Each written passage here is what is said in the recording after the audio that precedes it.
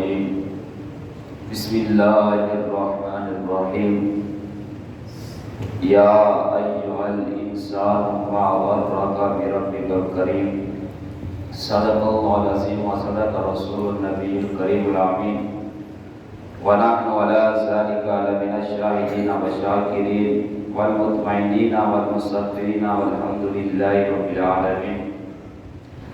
حمد و صلاۃ و سلام کے بعد سب سے پہلے میری طرف سے اس مسجد حاضہ کے امام و خطیب قبلہ حضرت علامہ مولانا مفتی محمد یامین نقشبندی دعوت برکات قدسیہ، ان کے بعد آپ تمام دوست بزرگ بچے، میری طرف سے تمام کو السلام علیکم ورحمۃ اللہ وبرکاتہ۔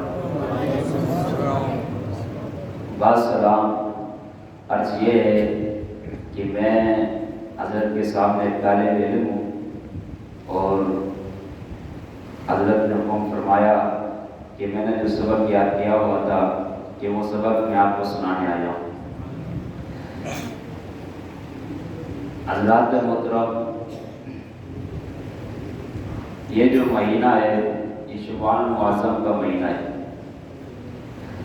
بچے کو یاد ہے کہ رجب کا مہینہ جو تھا وہ گزر چکا، اب جو مہینہ ہے وہ شعبان معظم کا مہینہ ہے، اور اس کے بعد آنے والا جو مہینہ ہے وہ رمضان مبارک کا مہینہ ہے۔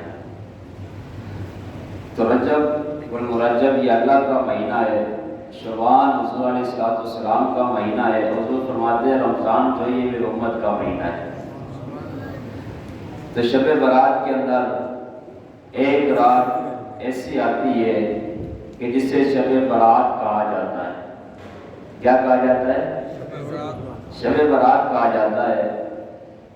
شب برات کا مطلب یہ ہے کہ براءت کا معنی ہوتا ہے نجات۔ کیا ہوتا ہے؟ نجات۔ شب مانے رات، برات مانے نجات، یعنی یہ جو شب برات کی جو یہ رات ہے یہ نجات والی رات ہے۔ تو یہ نجات والی رات ہے۔ ذرا ہم سوچیں ہمیں اب کس سے نجات چاہیے اس میں؟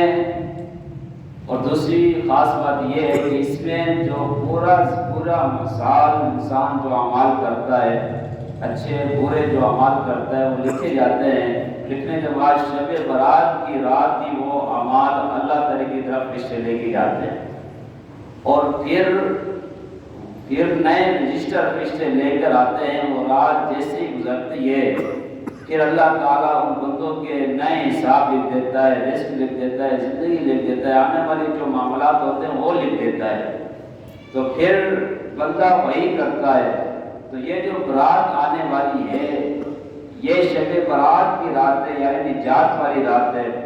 ہر کسی کو اپنا پتہ ہے کہ اس نے پورا سال کیا کیا، مگر ہر کسی کو یہ بھی معلوم ہونا چاہیے یہ جو رات ہے برات والی رات ہے، نجات والی رات ہے۔ اس رات سے پہلے ہمیں کیا کرنا چاہیے؟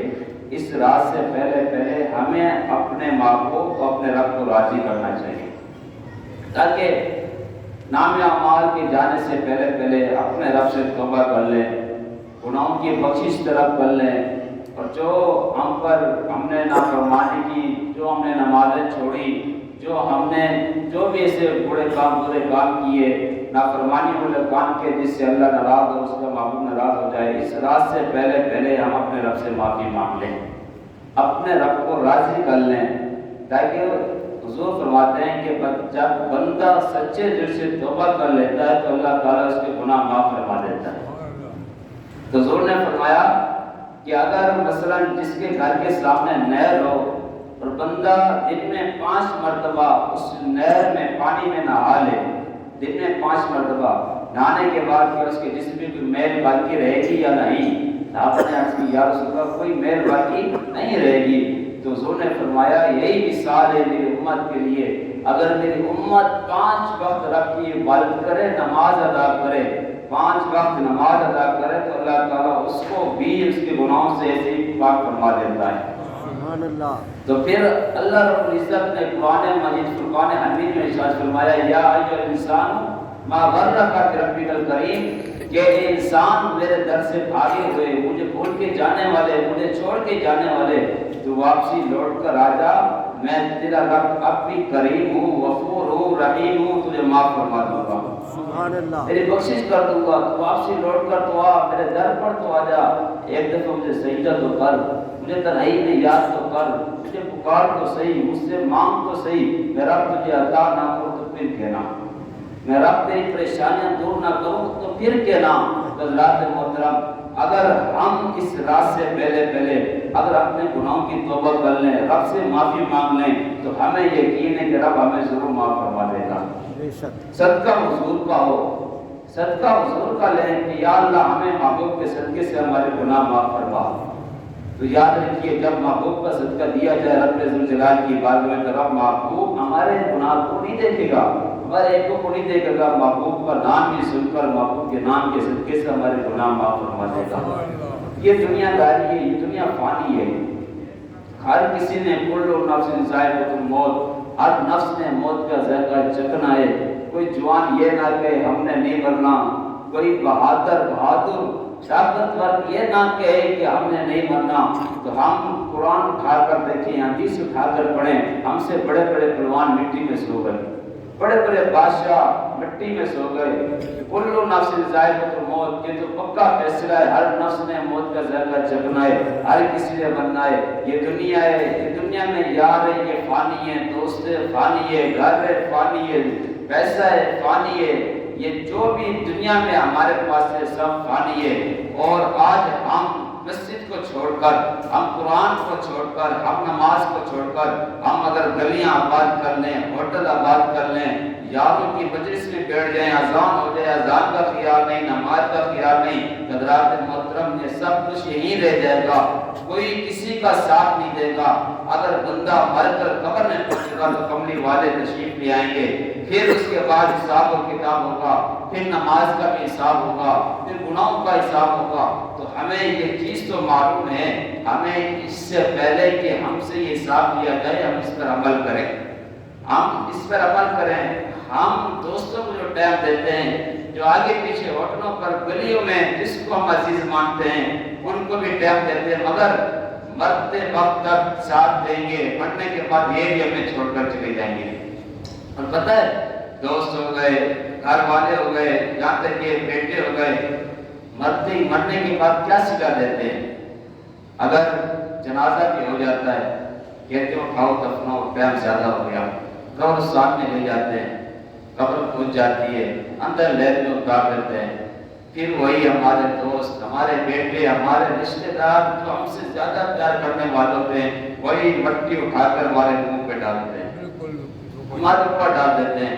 کسی نے کیا کہا کہ مٹھی میں یہ کیا ہے مٹھی میں مٹی بھر کر لائے میرے دوست مرتے وقت اور عمر کا دوستی کا یہی سلا دیا. مٹھی میں سمجھ آ رہی ہے نا مٹھی میں مٹی بھر کر لائے میرے دوست مرتے وقت اور عمر پر دوستی کا یہی سلا دیا. بس دنیا تک یہی کام چلے گا آگے کچھ کام نہیں آنا.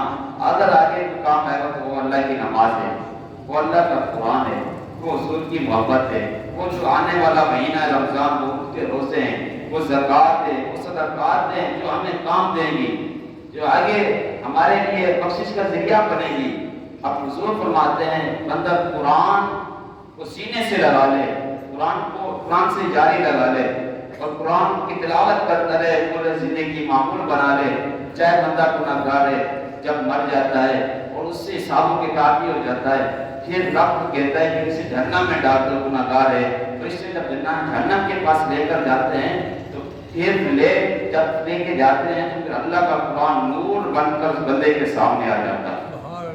پھر وہی قرآن رب سے کلام کرتا ہے عرض کرتا ہے یا اللہ یہ بندہ گنہگار ہے سیاہ کار ہے جو بھی ہے بس بندے کی دوستی دنیا میں میرے ساتھ تھی اس نے دنیا میں مجھے سینے سے لگا کے رکھا مجھے جدا نہیں کیا جب سوتا تھا تو مجھے پڑھ کر سوتا تھا اور جب اٹھتا تھا تو میری تلاوت کرتا تھا مجھے اپنے پاس رکھتا تھا، اس نے دنیا میں مجھے دوست بنایا، تو یا اللہ آخرت میں اسے اپنا دوست بناتا ہوں۔ اس نے دنیا میں مجھے نہیں چھوڑا، آخرت میں اسے نہیں چھوڑوں گا۔ عرض کرتا ہے یا اللہ اگر بندہ یہ جہنم میں جائے گا تو تیرا کلام بھی ساتھ جائے گا۔ کہ اللہ رب العزت کلام نور ہے، اس نور کے صدقے سے، اس نور کے قرآن کی برکت سے، اس کے صدقے سے اللہ فرشتوں کو حکم دیتا ہے، فرشتوں بندہ گناہگار ہے اسے چھوڑ دو، اب میں اس کو نہیں بلکہ قرآن کو دیکھ رہا ہوں، سبحان اس اللہ۔ قرآن کے صدقے سے میں نے اس بندے کو معاف فرمایا، اسے جنت میں جانے دو۔ حضرات محترم یہی اور نماز بھی ہمارے کام آئے گی اگر ہم 5 وقت کے نمازی بن جائیں۔ یہ تو اللہ نے قرآن مجید میں کافی جگہوں پر حکم فرمایا واقعی الصلاۃ۔ ہم مثلا ایک باپ ہے اپنے بیٹے کو دن میں 5 مرتبہ کسی کام کا حکم دیتا ہے کہ بیٹے وہ فلاں کام کر کے آ، اور بیٹا اس کا اپنے باپ کی بات نہیں مانتا، دن میں 5 مرتبہ سے کہتا ہے اور وہ بیٹا باپ کی بات نہیں مانتا تو باپ کو غصہ آ جاتا ہے، یہاں تک کہ اسے ڈانٹتا ہے، یہاں تک کہ اتنا غصہ آتا ہے کہ اسے مارتا ہے، پیٹتا ہے، مگر یہ حکم ہوتا ہے باپ کا بیٹے پر کہ یہ کام کرو، بیٹا نہ کرے تو پھر باپ غصے میں آ کے اسے مارتا ہے، ڈانٹتا ہے۔ مگر قرآن مجید فرقان حمید میں اللہ تبارک و تعالیٰ نے کئی جگہوں پر واقیم الصلاۃ کا حکم دیا۔ حکیم جو ہے یہ امر کا صیغہ ہے، حکیم الصلاۃ یہ امر کا صیغہ ہے، یعنی کسی کو حکم دینا، تو یہ اللہ کا ہم پر حکم ہوا کہ تم نماز قائم کرو، تو پھر ہم اس کے بندے ہو کر اگر رب کا حکم نہ مانیں اور رب کی نماز ادا نہ کرے تو بتاؤ ہم سے رب ناراض ہوگا یا نہیں؟ ہوگا، رب ناراض ہوگا۔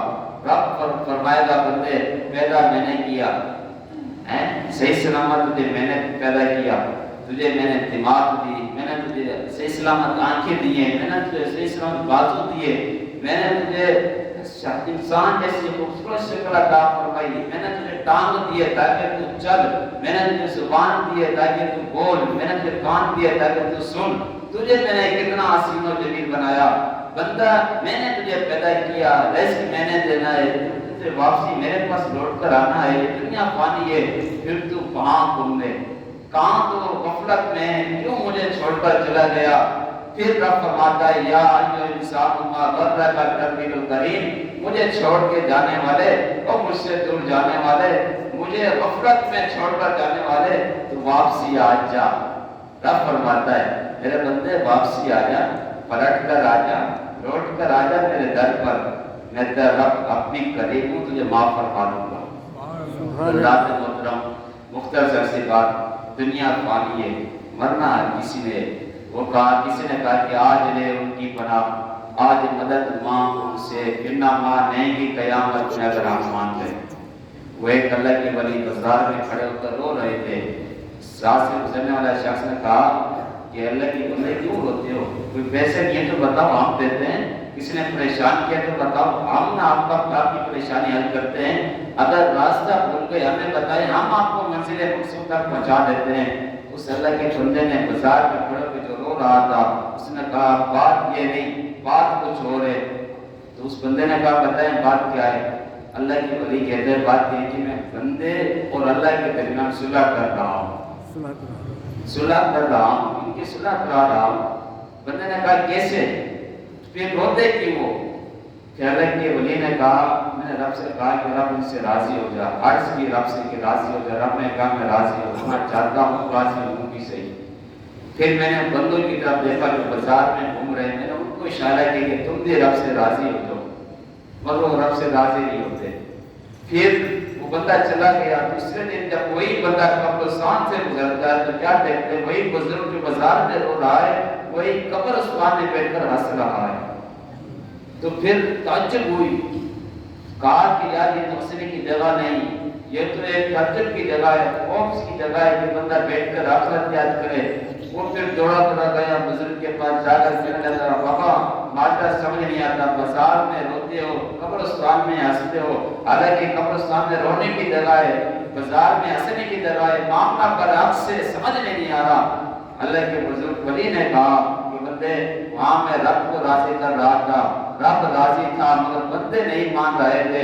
اب جب میں قبرستان میں آیا، اب میں نے پھر وہی بات کی، اب بندے تو مانتے ہیں، رب نہیں مانتا، بندے مانتے ہیں، رب نہیں مانتا۔ تو کہا آج لے ان کی پناہ، آج مدد مانگ ان سے، پھر نہ مانیں گے قیامت میں اگر ہم مان گئے۔